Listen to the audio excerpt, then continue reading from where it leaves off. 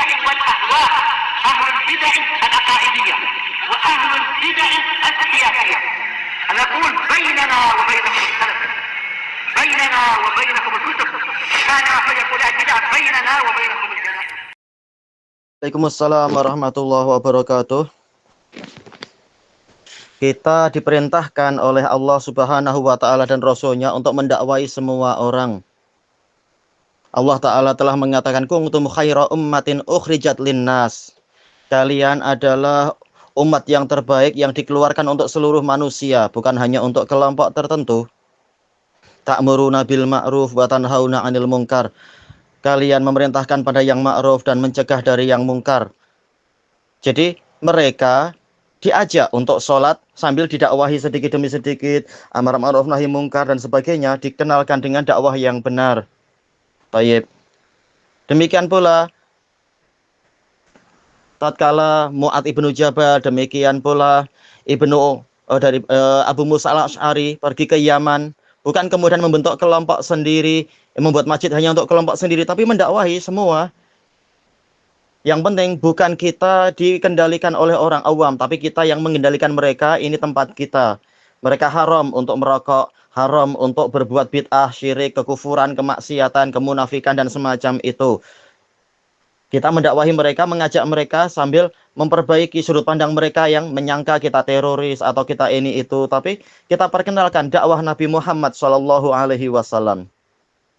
Syekh Muqbil juga, Imam Al-Wadi'i, beliau bukan kemudian membuat kelompok sendiri, membuat masjid hanya untuk kelompok sendiri, tapi untuk mendakwahi masyarakat yang waktu itu betul-betul di jantungnya orang-orang Syiah, yaitu di Sa'dah, kerajaan Syiah yang lama yang diruntuhkan oleh kelompok Republik, tetapi masih tempatnya Syiah. Tapi beliau kemudian mendakwahi mereka sedikit demi sedikit dan seterusnya, bukan kemudian masjidnya larut mengikuti kehendak masyarakat, bukan begitu. Tetapi untuk mendakwahi masyarakat agar mereka tahu. Makanya banyak masyarakat datang, kemudian dibimbing dengan baik, bersabar bersama masyarakat, bersabar menghadapi kejahilan mereka. Kalau tidak gitu, siapa yang akan mendakwahi mereka? Dan mereka disuruh sholat di mana? Kalau mereka tidak diperkenalkan contoh masjid yang bersih, mereka disuruh pergi ke masjid mana sehingga mereka nanti tahu kebenaran. Kalau mereka justru kita berusaha untuk agar mereka tidak datang. Orang yang hatinya baik, insya Allah dia akan berusaha menyesuaikan diri dengan kita. Insya Allah. Kita dalam artian ahlus sunnah. Bukan kita menurut pendapat pribadi, tapi berusaha ikut ahlus sunnah. Tapi yang hatinya berpenyakit, orang-orang awam yang hatinya malah berpenyakit, insya Allah dia nanti akan pergi. Yang penting bukan kita mengusir mereka, bukan kita membuat situasi yang buruk dan sebagainya, situasi yang nampak ekstrem, nampak tidak sabar kepada kejahilan orang awam. Kita membimbing dengan baik, tapi kalau mereka kemudian menjauh, itu salah mereka. Baik. Karena memang kita disuruh untuk mendakwahi semua, bukan hanya mendakwahi kelompok sendiri. Baik. Jadi memang harus bersabar. Rasulullah SAW telah mengatakan mukmin yang bersabar atas gangguan manusia, bercampur dengan manusia dan bersabar atas gangguan manusia itu lebih baik daripada mukmin yang menjauh dari manusia dan tidak sabar dengan gangguan mereka. Baik. Yang memang merasa tidak sabar, tidak sanggup, cari ke pondok yang lain, tidak masalah, tidak saling menekan, tidak saling memaksa. Tetapi kalau memang muhsininnya atau yang membina masjid itu niatnya adalah untuk mendakwahi masyarakat, hendaknya dibantu, ikhwah yang mampu membantu dan bersabar membimbing masyarakat. Yang tidak mampu untuk bersabar, ya tentunya tidak terlarang dan tidak diburuk-burukkan dan tidak pula memburuk-burukkan. Sebebasnya silahkan cari markis yang lain misalkan dan seterusnya. Memang awal dakwah memang sangat susah membuka dakwah di lahan yang masih awam sebagaimana awal-awal Syekh Muqbil itu. Demikian pula di banyak tempat, demikian pula di Sa'wan. Banyak orang awam datang, memang harus bersabar mendakwahi mereka pelan-pelan sebagaimana Rasulullah bersabar.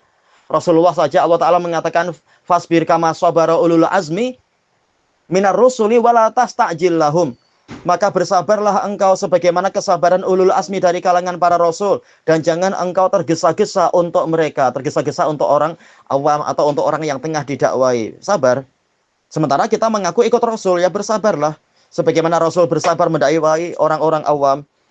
Tayyib. Yang tidak sabar tidak dipaksa untuk tetap di situ, boleh cari markis yang lain dan sebagainya.